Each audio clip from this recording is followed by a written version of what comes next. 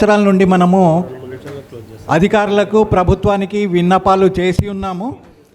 ఈ మధ్య కాలంలోనే కొన్ని వాటికి కొన్ని మందులకు మరియు కొన్ని నిత్యావసర సరుకులకు కూడా ఫిక్స్డ్ రేట్స్ ఫిక్స్ చేశారు. మనం గూగుల్లోకి వెళ్ళి చూస్తే నిత్యావసర వస్తువుల దాంట్లో కొన్నిటికి కలిపారు, కొన్నిటికి తీసేశారు.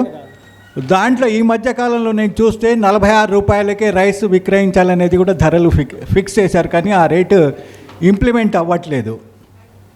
అది ఉంది, చాలా చక్కటి విషయం. ఇప్పుడు మనం గతంలో కూడా చెప్పుకునే వాళ్ళం, రైతు పండించిన పంటకు ధర నిర్ణయిస్తుంది ప్రభుత్వం. పారిశ్రామిక ఉత్పత్తులు ఏవైతే ఉన్నాయో 10 రూపాయలకు తయారు చేసేసి 100 రూపాయలకు అమ్ముకుంటున్నారు. అదేవిధంగా మందుల విషయంలో కూడా మనం చాలాసార్లు రిప్రజెంటేషన్ చేశాము. కానీ ఇవన్నీ కూడా మన దేశాన్ని ఏలేది మొత్తం రాజకీయ నాయకులకు సంబంధించిన ఫార్మా కంపెనీలు కానివ్వండి, ఇంకా వ్యాపారాలు కానివ్వండి, వాళ్ళ చేతిలో ఉన్నాయి. కాబట్టి మన వినియోగదారుల హక్కుల పరిరక్షణ చట్టం పైన వాళ్ళు కాన్సన్ట్రేట్ చేయడం లేదు. నేటి నాయకులు కేవలం ఏవైతే నిర్మాణాల మీదనే, డ్యాములు కట్టాలా, బ్రిడ్జులు కట్టాలా అనే వాటి మీదనే వాళ్ళ దృష్టి ఉంటుంది. కానీ వినియోగదారుల సంక్షేమం కోసం ప్రయత్నించాలనే అటువంటి ఆలోచన వాళ్ళలో లేదు. వాళ్ళు కేవలం అన్నమాట ఏ పని చేస్తే మనకు లాభం వస్తుంది అనే విషయంపైనే ఇది నడుస్తుంది. అది చెప్పుకుంటూ పోతే మనం గడ్డిమోపు కథ చిన్న బాలశిక్ష చదువుకున్నప్పుడు గడ్డిమోపు కథ ఉండేదన్నమాట. గడ్డిమోప ఎందుకు అడ్డం వచ్చామంటే అదేవిధంగా కొనసాగుతుంది. దాన్ని బట్టి ప్రభుత్వాలు మారాలా, ప్రభుత్వాలలో ఉన్నటువంటి ఆలోచనలు మారాలా. ఈ మధ్య కాలంలోనే ప్రధానమంత్రి గారు ఏంటంటే క్వాలిటీ మీద కొంచెం కాన్సన్ట్రేట్ చేశారు. 1 ఫుడ్ 1 నేషన్ అన్నారు, ఈట్ రైట్ ఫుడ్ అని పెట్టారు.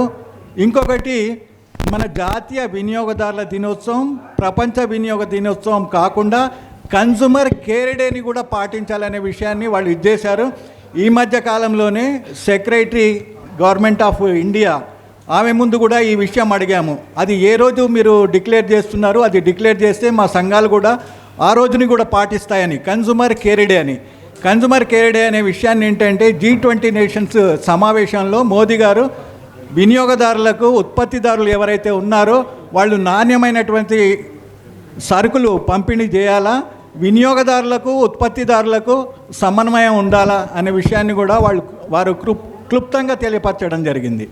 దీనికోసం మనం ప్రయత్నం చేస్తున్నాం. మీరంతా కూడా ప్రయత్నం చేయండి.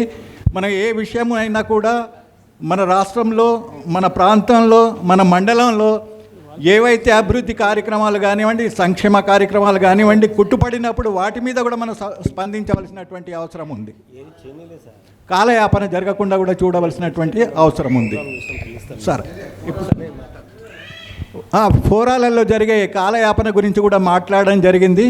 అయితే ఆవిడ చెప్పిన విషయం ఏంటంటే ఇట్లా డిలే అవుతుంది అంటే మీడియేషన్ సెంటర్స్ పెట్టుకోమన్నాం కదా, మీడియేషన్స్ ఉన్నాయి కదా, మీడియేషన్ ద్వారా కూడా మీరు పరిష్కరించుకోవచ్చు అనే విషయాన్ని చెప్పారు. ఇంకొకటి మెటీరియల్ విషయం కూడా ఒకళ్ళు అడిగారు. మెటీరియల్ ఇట్లా చేస్తున్నాం, మేము మెటీరియల్ పంపడం కాదు, మా వెబ్సైట్ చూడండి, ఎప్పటికప్పుడు అప్డేట్స్ ఇస్తున్నాం, మీరు పంపించే మెసేజ్ని మీరు ప్రజల్లోకి పంపించండి. చాలా తక్కువ మంది వాళ్ళు చూస్తున్నారు మా వెబ్సైట్, మేము చేసే ప్రకటనలు, ఇవంతా మీరు షేర్ చేస్తుండండి, అప్పుడు మంచి ప్రచారం జరుగుతుందనే విషయాన్ని వాళ్ళు మనకు తెలియపరచడం జరిగింది.